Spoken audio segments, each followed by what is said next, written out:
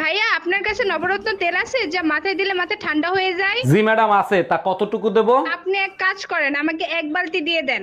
এক বালতি তেল দিয়ে কি করবেন আপনি? গোসল করব, গরম অনেক পড়ছে তো তাই।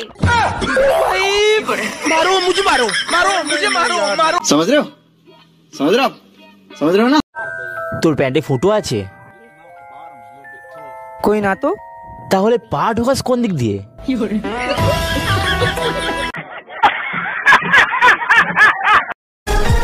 এতে আপেল, এটা যদি না পারিস না তোর আজকে এক চড় আমি 48টা দাঁত ফেলাই দেবো। কি বলো, ওর তো মাত্র 16টা দাঁত, 48টা দাঁত কবে হলো? আমি তো জানতাম তুমি এর মধ্যে নাকটা গলাবা, ওর জন্য তোমার 32টাও ধরে নিছি আমি।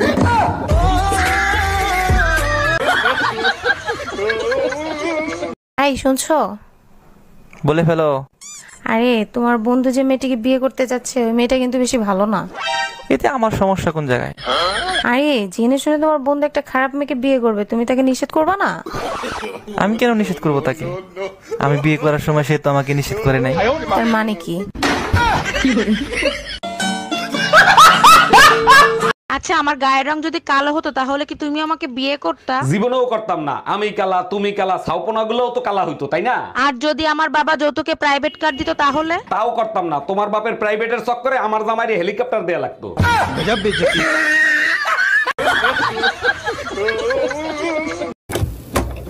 আরে ম্যাডাম আপনি? আপনার ছেলে আমার ছেলেকে মেরেছে। আপনার বিয়ে হয়ে গেছে? হ্যাঁ। আপনাকে দেখে বোঝাই যায় না যে আপনার বিয়ে হয়ে গেছে। আপনি এত সুন্দরী। তা কি কাজের জন্য এসেছেন আপনি? না মানে আপনাদের রাতে নিমন্ত্রণ। ছেলেকে নিয়ে আসবেন কিন্তু।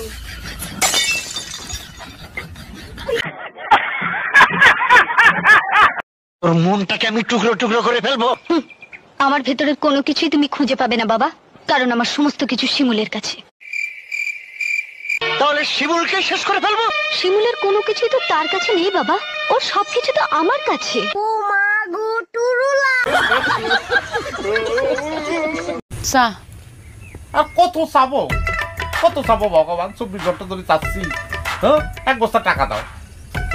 কসি চা চাইলেম তো, আর কত চাবো? এক বস্তা টাকা দাও। समझ रहे हो समझ रहे हो आप समझ रहे हो ना। চা কোথায়? চুলায়। দিয়ে যাও। তুমি নিজে নিয়ে খাও। পুরুষের কিন্তু 4 বিয়ে করা সুন্নত।